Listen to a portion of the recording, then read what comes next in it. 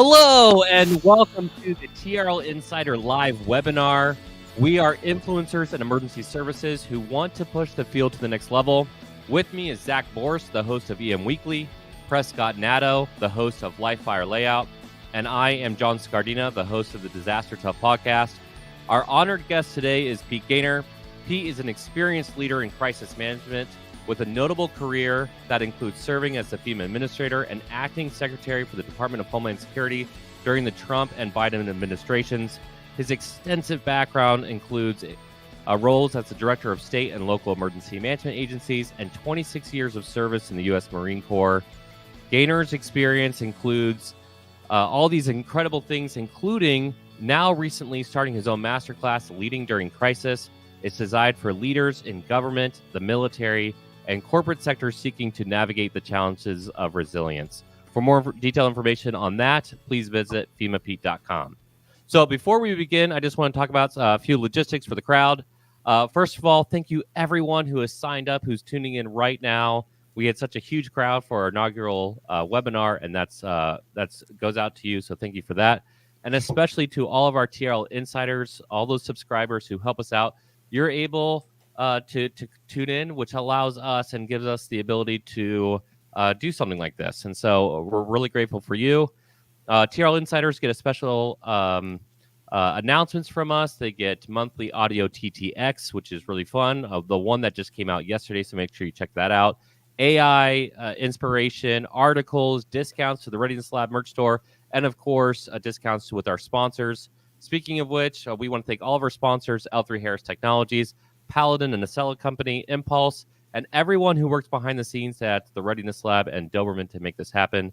And especially a special thanks to Pete Gaynor for providing the largest discount available to his masterclass, Leading During Crisis. Subscribe to TRL Insider for a special 20% discount and an opportunity to chat with him on a one-on-one for 30 minutes. Pretty great stuff. So with that being said, I just want to say hi to everybody who's with me on the webinar. And Pete, welcome to the show. Thanks, John. It's good to be here. So let's talk about main topics. Zack, can you introduce our topic for us?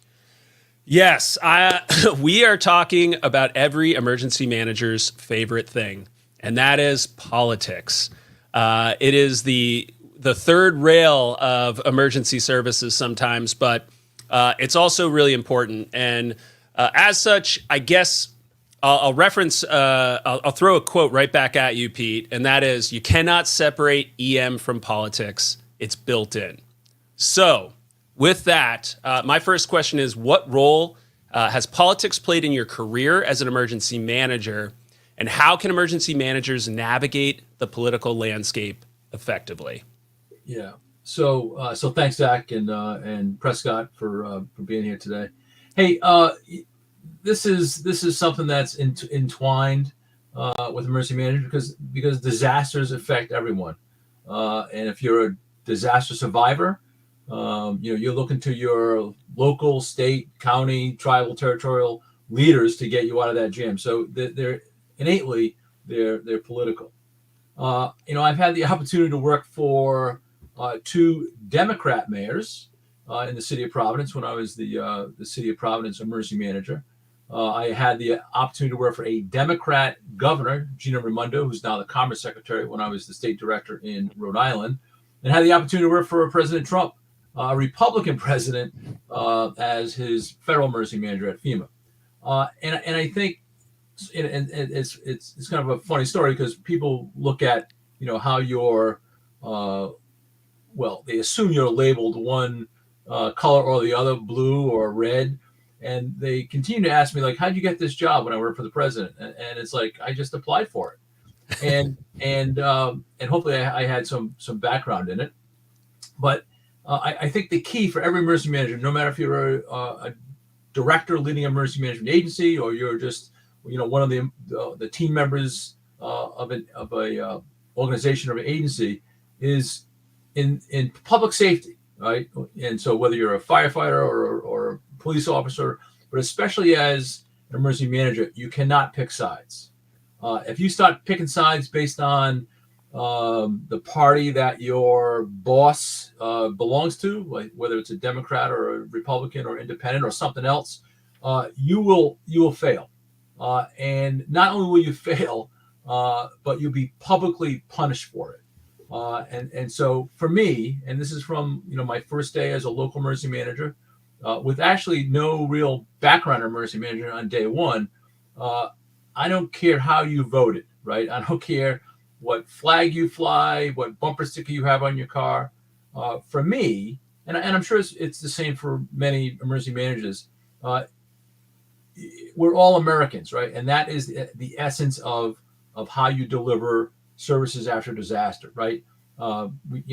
Never check IDs. I don't care what country you're from.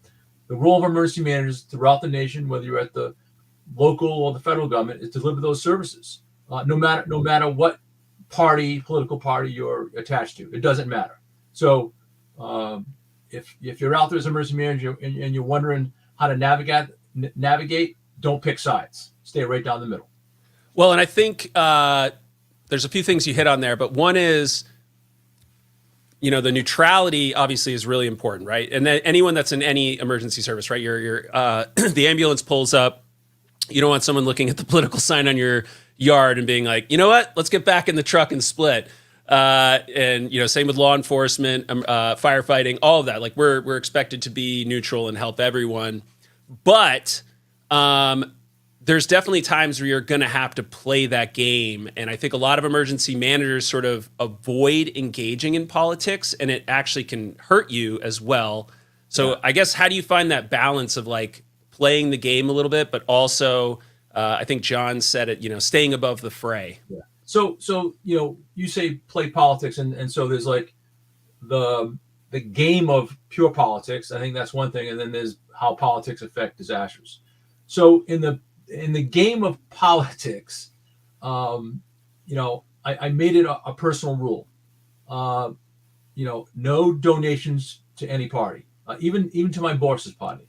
No political donations. No lawn signs on my lawn.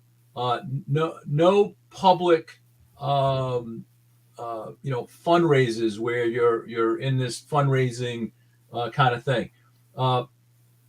You may want to do it, but don't do it.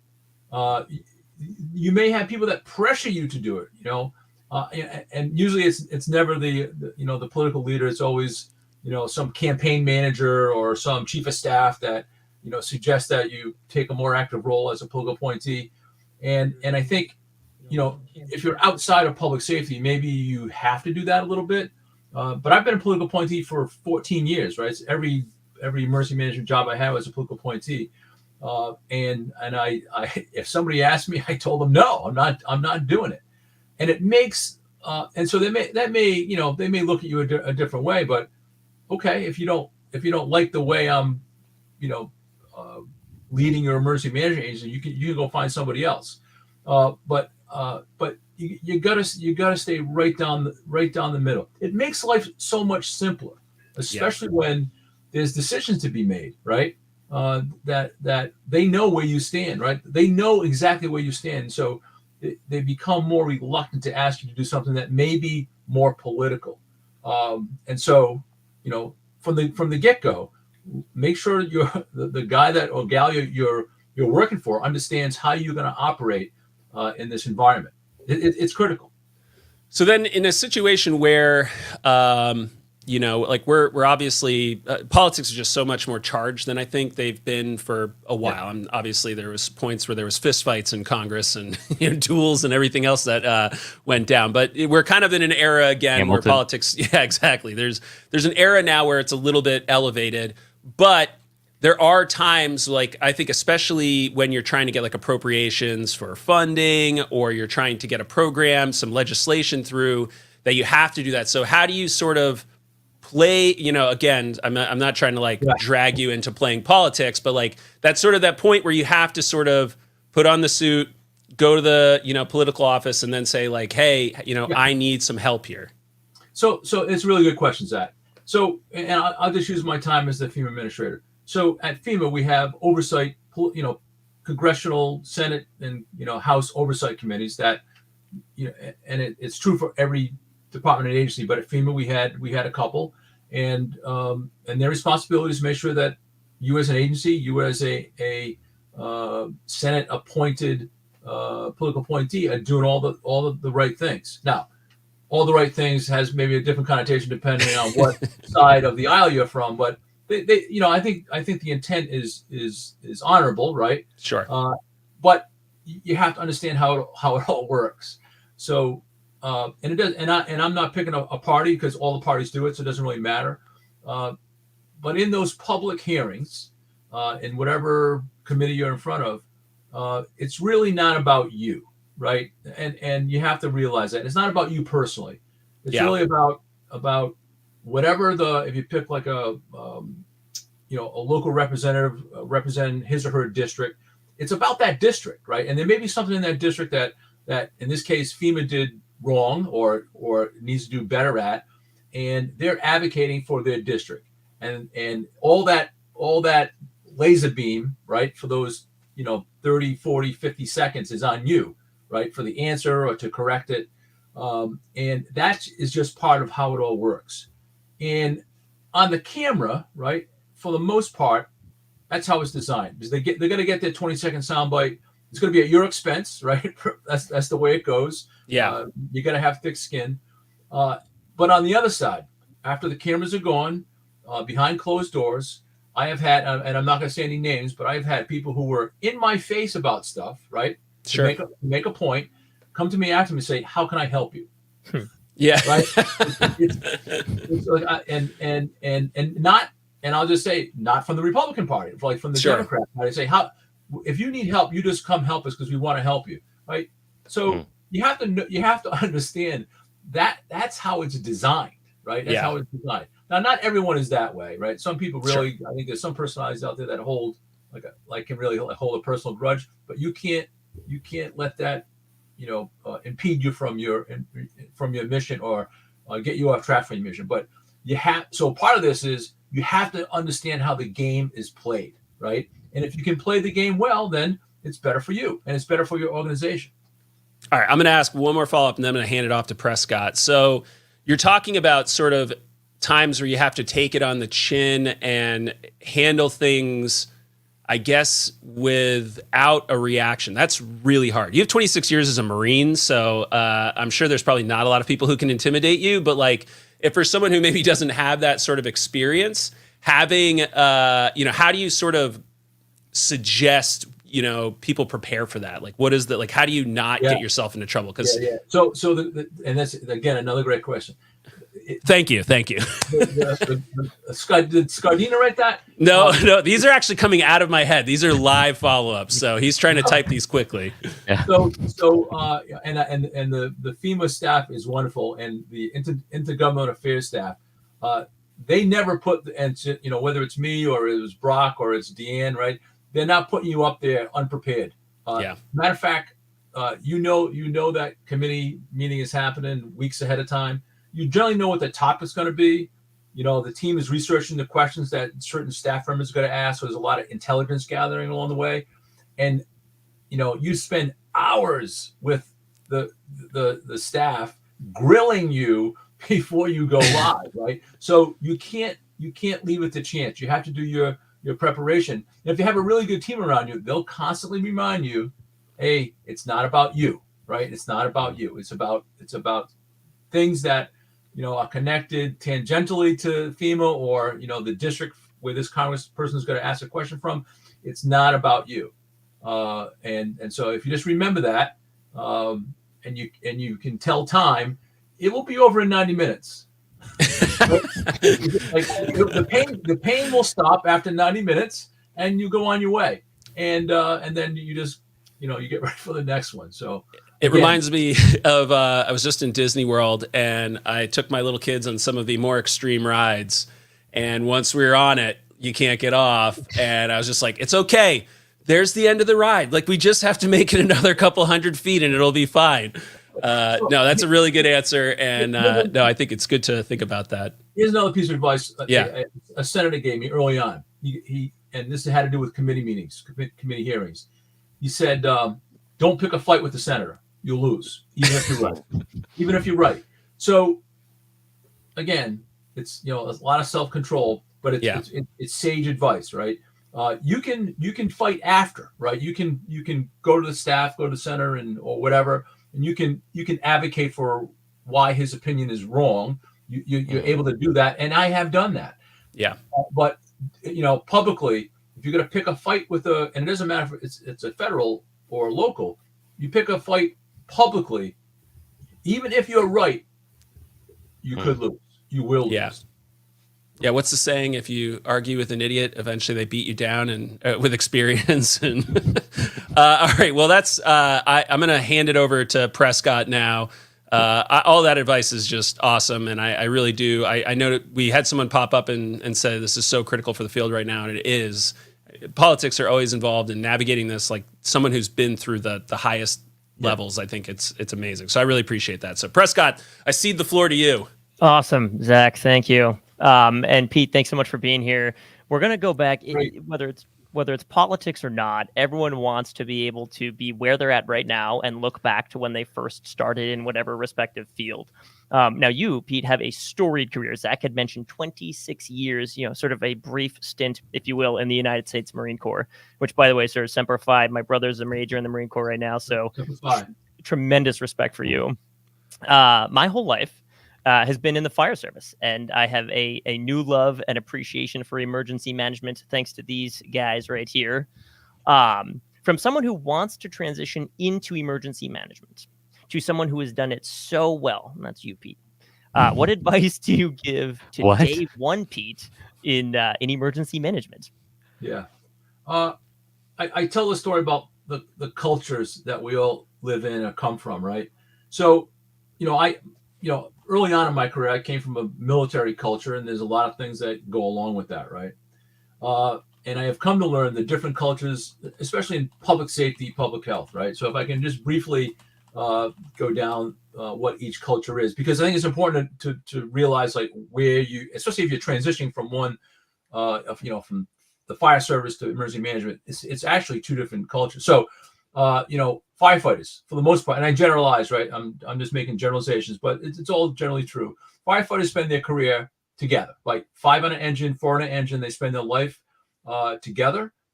They live in the station together. They cook meals together. They sleep together. They go to fires together. They decision make together, right? That's kind of the culture of the firefighters, fire service.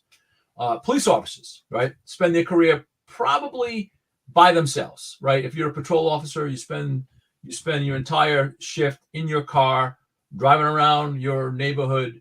You may have a partner early on when you're young, but for the most part, you're out there by yourself, making decisions on the street.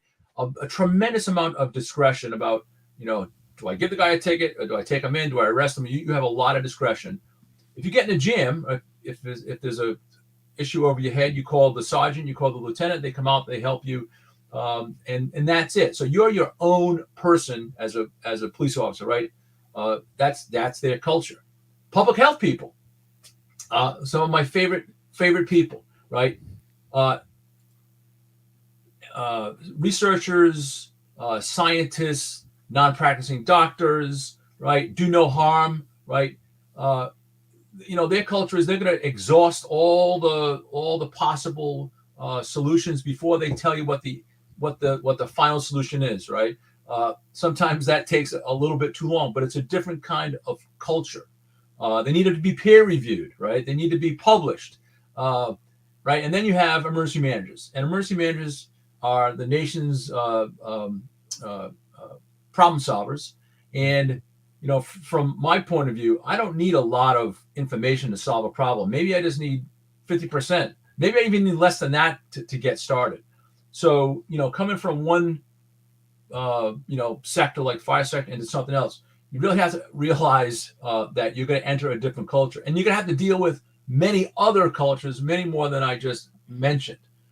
So you have to be aware of that, and you have to kind of adapt to all that, right? So, my transition from the military, where I gave an order and I didn't have to think twice about it, that into the civilian world, when you have civilians only work 8 hours a day, and they have duties, and they have a union, and civilians really don't take orders well. So you have to adapt. So be aware of your surroundings, right? You have to kind of see where you are in your world. Just don't go in there blind, because it probably won't work out well. No, I don't think so. And I love that, because we all bring different positives, negative, aspects into the job. Yeah. That's fantastic advice. Being a small part of that myself, I can appreciate a lot of that. One thing that I think we can all agree on that is universal across fire, police, EMS, and emergency management is communications. I'll tie it back into our topic as it relates to politics. So all emergency management and services talks about the need for better communications. How do you think we can become more persuasive with leadership or politicians to get what we need for the ultimate mission success? Yeah, really another good question. I used to have this roadshow I did when I was the deputy administrator, going out and talking to people of the 5 things I wish I did better or concentrated on better when I was a state director or a local director, right? And one of them was, I wish I did more legislation, right? I won't say lobbied, but advocated for the importance of the emergency management mission, wherever I was, whether it was local or state, right? And again, I think it's a little bit like politics.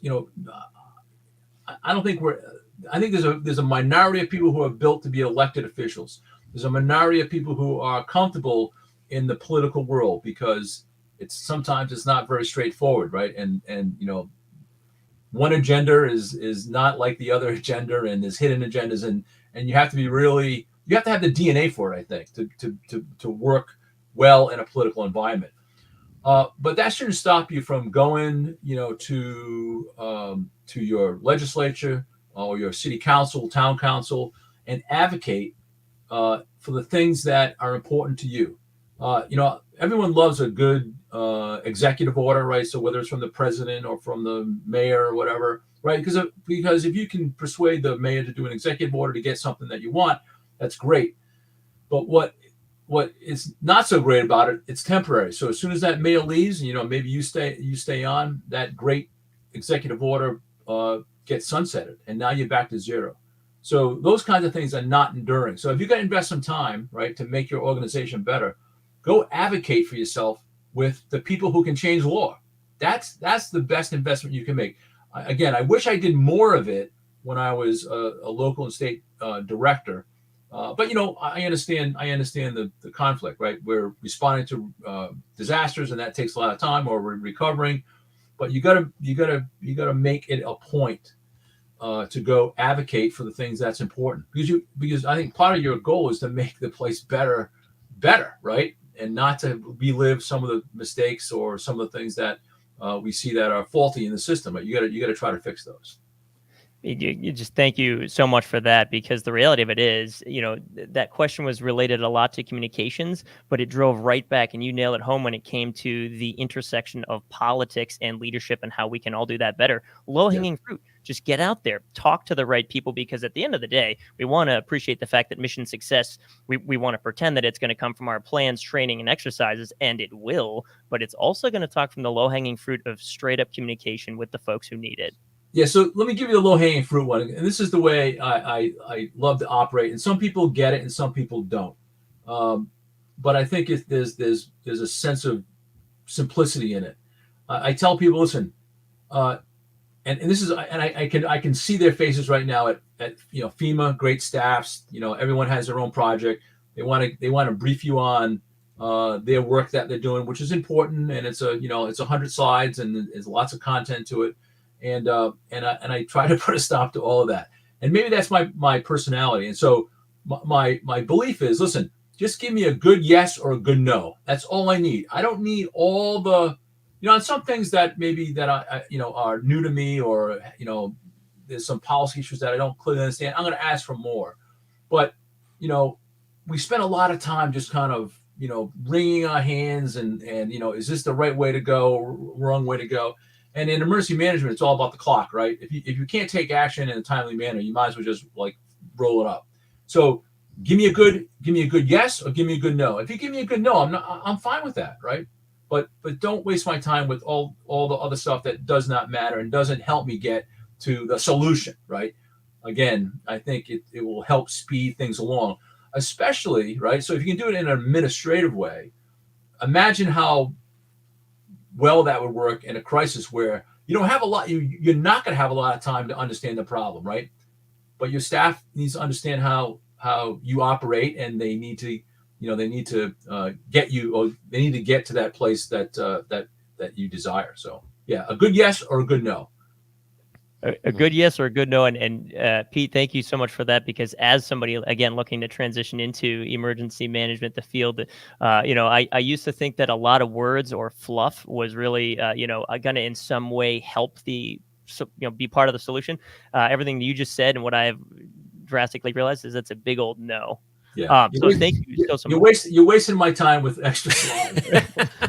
Yeah, like right now. That's all right. So yeah, with no more fluff from me. Can Thank you. Can I piggyback on that last question though? Yeah. So I think I'm actually doing a talk on this because I don't think it's emphasized enough early in people's careers that emergency managers are communicators. Every single emergency manager has to.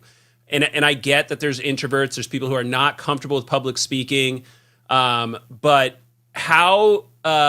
We in this group here got good because we talk a lot between the podcasting. I'm really fortunate I get to go do a lot of presentations around the country. I love it, but because it's something that is, Seinfeld jokes that like people are more afraid of public speaking than they are death. So at a funeral, they'd rather be the one in the casket than the one giving the eulogy. How do you get good at that? Because that sort of is the crux of everything you're talking about right now, is just being able to communicate with different audiences in different environments with a different approach, dynamic, like moving through this constantly. How do you do that? Yeah, so I'll just tell you a quick story of my first day as emergency manager in Providence, and a team of people kind of shepherded me along to the first day, and I had one of those people was the mayor's press secretary, I'm going to work now, and she's gonna let me go to do my own thing after I get announced. And I asked her, can I get your phone number and your email, because when we have press thing, I need to include you in because you're going to be doing it. And she starts laughing at me, and I'm like, what's so funny? He goes, listen, I'm not your press secretary. I'm the mayor's press secretary. You're going to do your own press. And I'm like, oh, no. I did not sign up for that, right? I have to have a press secretary somewhere here, right? No. And then, and I realized that, this is the way it's going to be. And then it's like, holy crap, I got to get serious about this. And so, I practiced and I studied and I did it. And I had people critique me about how bad it was. And it's always bad at the beginning. But then I think, it's like you can make it long and complicated, and that just is bad for you. And so, my whole thing is keep it simple, right? Just like tell people exactly what they need, nothing more, right? Because you're going to be doing it in a crisis where you don't have time for all that other stuff. It's kind of like the Wii message or the iPod message. You only have a certain amount of characters to tell the story about what is happening. So don't overcomplicate it. Keep it simple. I think honestly, when I hear politicians drone on and on and on about something, I'll give you like 60 seconds and I'm sitting out. That's all I'm going to give you. So if you're an emergency manager, give your community a good 60 seconds, right? A good 60 seconds. And listen, you got to practice at it. You don't become good overnight. But keep it simple. It's better for you and it's better for your audience. Yeah, no, I just think I'm hoping everyone that's watching right now, it's just one of those things that I wish, I don't know how we would teach it as a FEMA course, but it's one of those things you don't realize, because even like networking, right? Like when you walk in and you have to start introducing yourself to people, like I was terrible at that initially because I didn't feel like I was supposed to be in the room with everybody else. And I missed out on a lot of opportunities to grow. And then all of a sudden I found out that's kind of how everyone feels. So if you just make a chat, then here we go. Like now I'm like just talking to you, and then it turns into a relationship, and I'm getting better at communicating. And It's almost like we have a PIO on here with Prescott.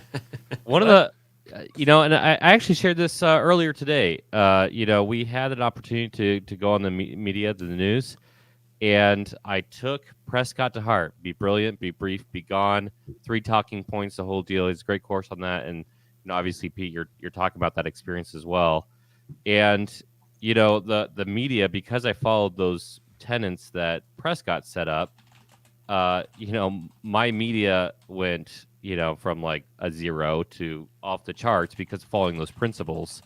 In terms of like following principles, right, and making sure that we have the opportunity to, I would say, ensure mission success. Everything's breaks. There isn't a rule that it's always true for everything, besides maybe being kind. I really do believe in that one. However, from a leadership perspective, you started your own masterclass, leading during crisis, right? You have basically formalized principles of leadership that it could apply to emergency management. You called it out: emergency management, emergency services, private sector, even universities. Anybody who's in a leadership role. In terms of like that perspective, what motivated you specifically to lead, to figure out, hey, we need more leadership capability out in the field? Yeah, it's a good question. So why leading during crisis? It's really a great question. And so, I've had this belief, and it was probably, I don't know, maybe my parents, and maybe my drill instructors, and maybe the Marines I work with, but I always had this principle either in me or drilled into me. I don't know what it is, but it's in me now. Is that you have to leave it better than you found it, right?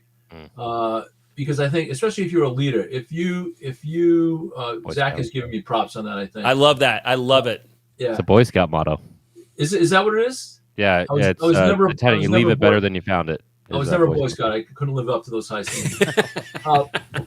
But I think part of my belief is that you're here for a reason, right? You got appointed to be the platoon commander, or you got appointed to be the director, or you got appointed to be the FEMA Administrator, and you're here for a reason. So part of that is to leave it better than you found it. And I think part of my goal is, how do I COVID crisis, right?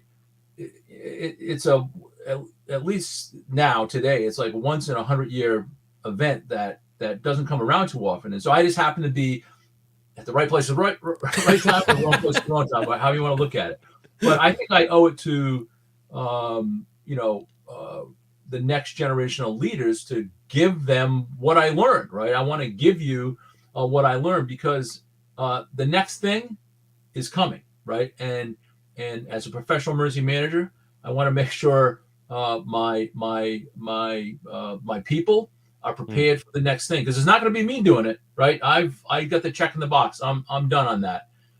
It's going to be you, and I want to make sure that you have the tools that you need to be an effective leader in crisis. So that's kind of the essence of why I wanted to do it. It took me about a year to kind of figure out all the things that I learned, and so you can get online and you can go download the course, and it costs a few bucks, but it's not prohibitive. But it's really like I want to leave a little bit the organization, right, of emergency management, the enterprise of emergency management, the nation, right, a little better than I found it. Yeah, it's your like positive mark.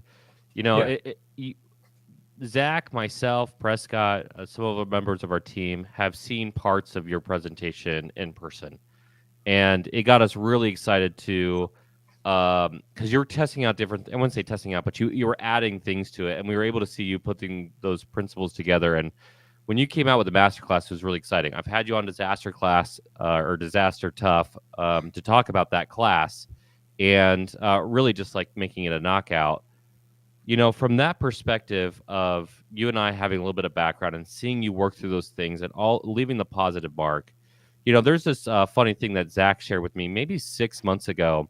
It started from the 1920s, and in every 10 years, there was an article that came out that said, "Oh, this rising generation." It started in the 600. It was like Plato was carving it into stone. The rising generation, Yeah. It was such like a negative look on it, right? It was like, oh, just complaining that like somehow I have all these skill sets, nobody has anything, and we're all doomed. But you didn't take that approach.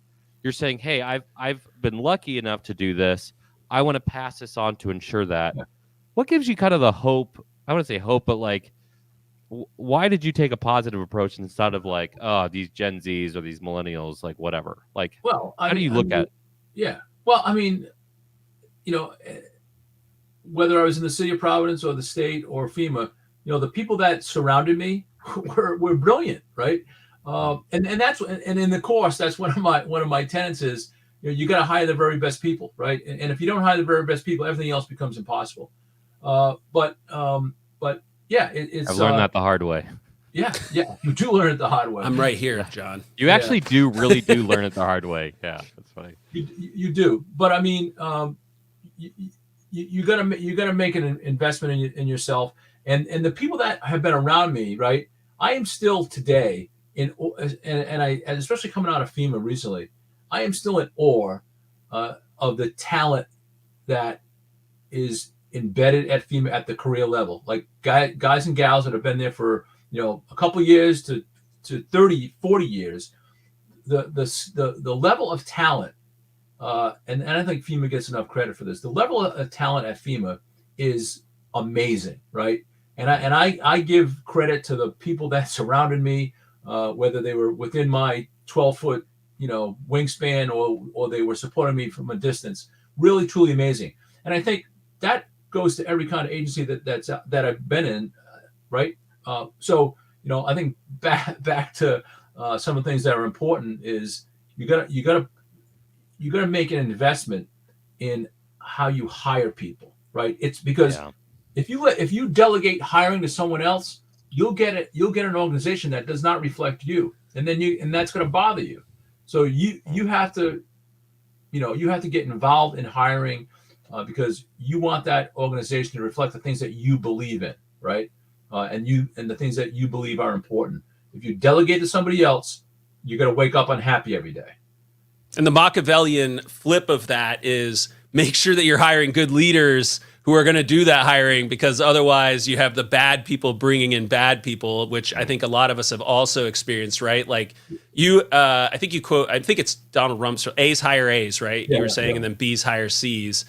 And that is like burned into my brain from the class. I mean, you gave it to us live, but just that, it is that thing where like sometimes I've heard of people hiring someone like, well, I just wanted to give them a shot because of this. And it's like, yeah, but they don't want to be here.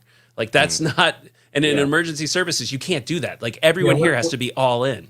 We're not running an orphanage or anything, we're running a business, right? Yeah. And part of your responsibility is to have the very best people in that business. Why would you hire somebody who's second rate? It doesn't make any sense to me.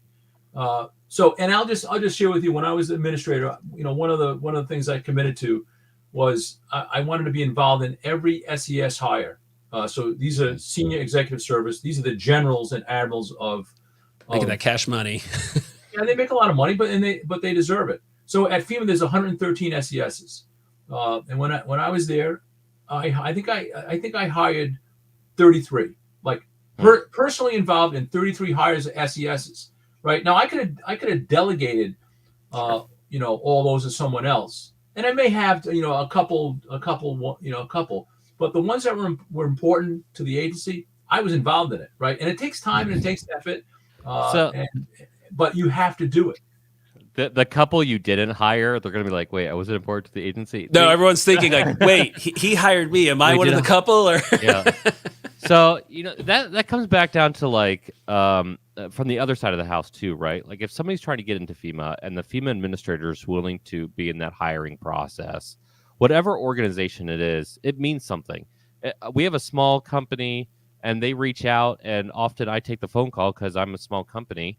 And yesterday, some kid was in college and he was like, hey, I would love it. I'm like, hey, this is John. He's like, oh, disaster tough. I was like, I love your stuff. I was like, great. I was like, I'm going to have Zack call you. He's like, oh, I love Zack, whatever. He was shocked that leadership was willing to field questions from him. But even still, I took 5 minutes and we just talked about what his objectives were.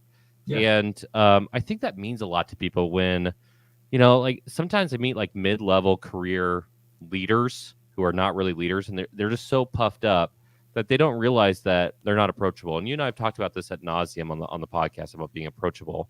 From your masterclass, and we're looking at the time here, but essentially from the masterclass perspective, if somebody hasn't been in that leadership or they're in that kind of puffed up thing and they're starting to realize, hey, maybe I need some better skills here, what would be something that may be surprising in your masterclass? You're like, oh, that's like definitely something I wasn't thinking about. Yeah. There's probably a couple things. I think that one of the blocks that I instruct on is don't listen to the media. Right. And it's except for podcast media. Yeah. Sorry, John. But don't, and this is obviously in context of a crisis, but you can, you're going to have good days and you're going to have bad days. If you believe that you're going to have, every day is going to be a good day and everyone loves you and the press is going to be kind to you. And you start reading that stuff, right? And you have some good days out there, and you're the hero.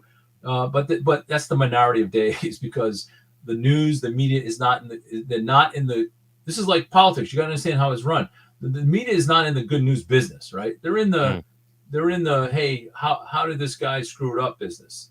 And so if you start reading how great you are, and then you start reading how bad you are, then you start second guessing the decisions that you're making, and you bend to the pressure of the media about what they think you should do, or what you should have done, or what you're gonna do, and then you get whipped all over the place, and then it gets into your head, right? And now you start second, third guessing what you really want to do, and you're thinking, what's the media gonna think about this? This is the most dangerous thing that is out there. And again, part of the masterclass is tell you that you can't allow yourself to listen to the media. At FEMA, I was really fortunate. I had a great press secretary, I had a deputy press secretary, I had this big, external affairs department. They can do all that. And there was something that I needed to read, right? They would bring it to me, but very rarely, because I told them, I don't care what they're writing, right? I really don't. That is not my concern. My concern is mission, right? And I need to keep on the straight and narrow on mission. So I think a lot of people are surprised that, because the original question is, so if you don't listen to the media, where do you get your information from? It's, hey, come on, where do I get my information from? I get it from my people, my raw sources, right? I'm not reading the newspaper to see like what I should do next. It's insane. Yeah. So well, that's the problem, right? Don't listen to the media except for the Disaster Tough podcast. There you go. And the rest of it. Fire layout. Yeah, everything on the Readiness Lab. There you go. But there is a difference, right? Because the podcasts are quote unquote slow form media. We think about this. We even thought about the questions today. We really want to learn from you as much as possible. It's a learning environment thing. And I'm not talking about this stuff. You're talking about like, live pundits going at you, the whole deal. Yeah. So I'm going to take a couple questions here, and we had some people ask some questions beforehand, so I might load them up here, or have our guy off the screen load them up. But I'm going to paraphrase one of these questions that was loaded up. It's about asking about an example of time when you had to manage response in politically charged environments. I'm going to change it on you a little bit, because quite frankly, you've been in. You're talking about media. You're talking about COVID and all these different very politically charged environments. When you're going into that, although you have to avoid the distraction of media and everything else, obviously, the world's looking at you. The world was looking at FEMA during COVID. The world looks at FEMA during lots of things, as well as any other organization, right? How do you mentally prepare for something like that, knowing that you're about to walk into a room where everybody's coming at you, whether it's from media or politicians behind the scenes? Like, what's that mental toughness look like for you? Well, I tell people, so I had opportunity, at the city of Providence in the state to do media, right? And, media is at the local level, it can be tough from time to time, but it's much more personal, like it's more, one-to-one, because that local media person is the person that's going to be there for a long time, and they need to develop a relationship with you because there's going to be another story, right? So they're generally less, I want to say, I mean, there's some tough questions, but it's not as adversarial as Washington, D.C. And so same with the state, right? Because, in Rhode Island, small state, it's a lot of the same people. So you get a level of comfort with that. And right. But Washington, D.C., when it comes to media, is a whole different game. Like it's all about scale, right? And it's hard for me to describe like what that scale is in DC, but it is big game hunting, right? That's what it is.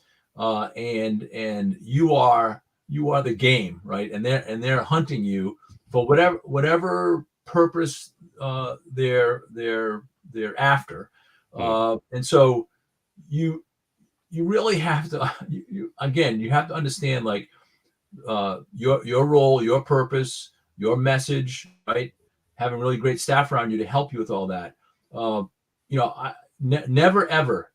And I think we talked about this at the last Die Pop, and maybe it was Prescott and I were back and forth. Never, ever go in front of the media unprepared, ever. I mean, even if they have a gun to your head, don't do it because it will end badly, right? So being ready for the big show, you have to put a lot of time and effort into it. And again, I think goes back to my previous point about you got to keep it simple, right? You got to keep it simple and think about what outcome you're trying to achieve and who you're trying to talk to, right? You may be talking to a reporter, but you're really not talking to that guy. You're talking to the disaster survivor or the person who needs assistance. So just, you got to keep your head clear on that. And get good people around you to do it because you can't do it yourself. Well, there was a question earlier about FEMA. If we can read that one, we can pull it up on the screen here. FEMA seems really siloed between headquarters and regions and national IMATs. What does the FEMA admin do to bring those missions together? It's kind of interesting. So is that a perception thing? Are they right or wrong? It may be where you live, right? I mean, it may be true on some things. So for those that don't know, FEMA headquarters in Washington, D.C., and then 10 regions around the nation. So as far west as American Samoa and as far east as the U.S. Virgin Islands, 9,300 miles, right? That's kind of, and Alaska, right? So that's the scope of FEMA. And the 10 regions are really the operational arm of FEMA, right? They are out there every day. Regions aren't equally manned. Some regions may be bigger or smaller, but let's just say in each region there's between 400 and 600 people out there every day in one of the 10 regions doing good work.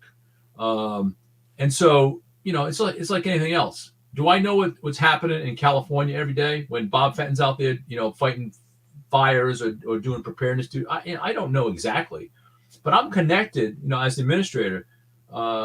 I had and especially during COVID, weekly virtual meetings with all the administrators to make sure that we stayed connected on things that were important, and they could report things back to me. Now they could send me an email, they could call me, right? It doesn't really matter, but we made it a point to not to be siloed. But in a big organization, I think that's the challenge, right? How do you become less siloed? And so it happens, you share information, you share the good with the bad, and again, as the FEMA administrator, I'm trying to help empower and leverage and push, delegate power to where it really matters in those regions, because those are the guys and gals that are making the magic happen at the lower level. Yes, headquarters is insulated, right? It's Washington, D.C., and I don't think it matters whether it's FEMA or something else. You have a Washington, D.C. view of your world. But there's nothing like getting out of Washington, D.C. and go travel and meet people. So that's also part of it. I think it's probably partially true, and I'm sure every administrator is trying to kind of break down those silos so it's truly one FEMA. And again, I think for the most part, I think it's at least when I was there, I have no reason to believe that's any different today. That we are united in purpose. In every large organization that I've worked with, whether it was DC in California, FEMA, or otherwise, I'd always hear this common, I wouldn't say issue, but I think it's a perception thing from a lot of organizations, and it's really a leadership question. Somebody at some point when they feel like they're out of the loop for whatever reason, they'll say this quip like, "Oh, I guess knowledge is currency here." And really, sometimes people just are not that important to what the requirement is, and sometimes they're just left out. And those are just realities of life. From a leadership perspective, whether it's in FEMA or any organization as a leader, how do you look at, making sure that people are, one, valued, but like, quote unquote, knowledge in an organization is not currency? Yeah, I mean, I think, this is internal FEMA stuff. I mean, we had a monthly FEMA bulletin that had all sorts of things that the agency was going to do on the schedule, to share information with the entire organization. We had, depending on topic, we had, virtual town halls. So especially during COVID, now you're not going to get the entire agency on a virtual town hall, but you're going to get a lot of it, and that word spreads. I went out and did in-person town halls before COVID, right, to kind of give the headquarters view of what we were doing and what I wanted as an administrator, right? So going out to the 10, I didn't get to all 10. I think I get to 7 or so before COVID hit, but going out and meeting the people that make a difference, the FEMA employees. So there's lots of things you can do. It's not, listen, it's imperfect, right? You're not going to touch 100% of the people, although that should be your goal. And then you got to communicate through every kind of mode, right? So whether it's a online web page or a bulletin or an email or a text or Facebook, you got to communicate on all those kind of channels to get to the last person in line. I think it's also like having that authentic where like you're in person, it does mean something. I know sometimes like bosses look at it like, oh, I got to go like down here. And then sometimes the people at the bottom are like, oh, we got to all like perform because the boss is coming. We had General Brown visit our base last year, and he was authentic and genuine and like was listening to us. And you're like, oh my gosh, like this is a big deal. And so it can be really like, okay, we're not, on our own. This is a team effort. And it was you can't do it everywhere because there's some scheduling that has to happen, but where I could get away with it, I had a number of unannounced visits because I had like, the car to get in the door. I had the car that can get any door at FEMA, no matter where it was. I just could get in and really upset, staff that are responsible for all that, right? But for me, it was a blast, right? Yeah. To show up in an organization and there's no parade, and I told people no parades, no bands, no balloons, right? I'm just gonna show up, and in some cases, I didn't tell anyone. I remember I was a deputy, and it was me and one of my advisors going out, and I told her to go get a car from the carpool, and her and I are going out, and she goes, well, who should I tell? Don't tell anyone. And so I'm leaving the building, and I run into Brock. So Brock was still there, and he says, where you going? I'm like, just going out. And if I told him, he would tell everyone, right? Yeah. Right. So I couldn't tell him, but it was really great because you meet people in their own environment. They're natural.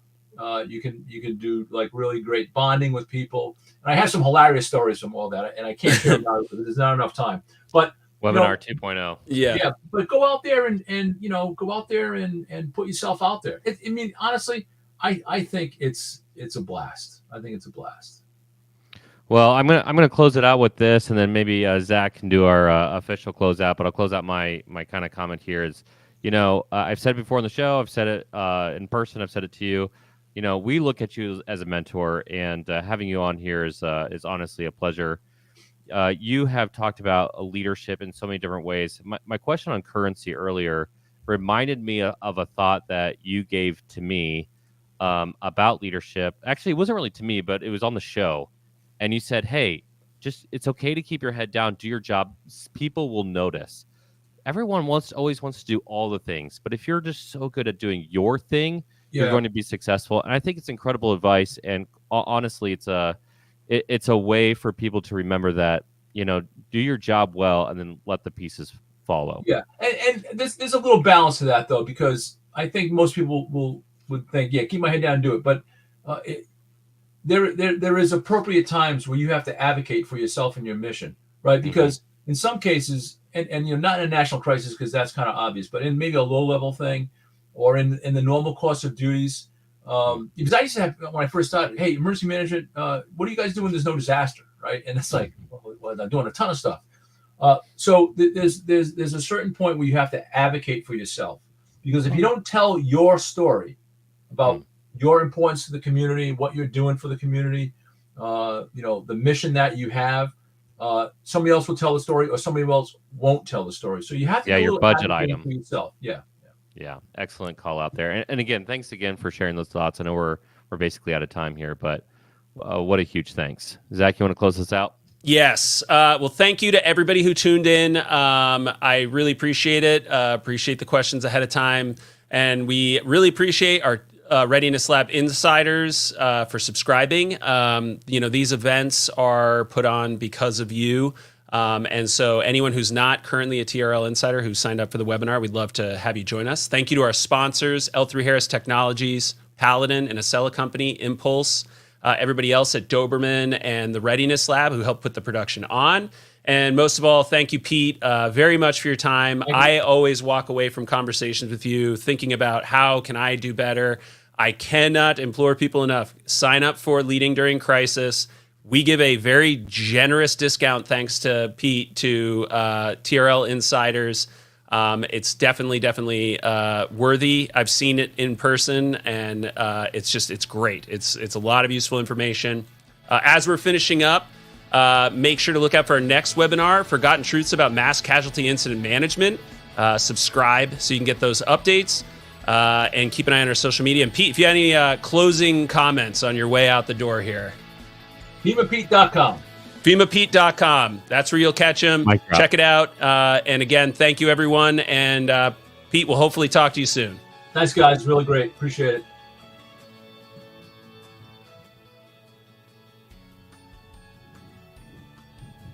it.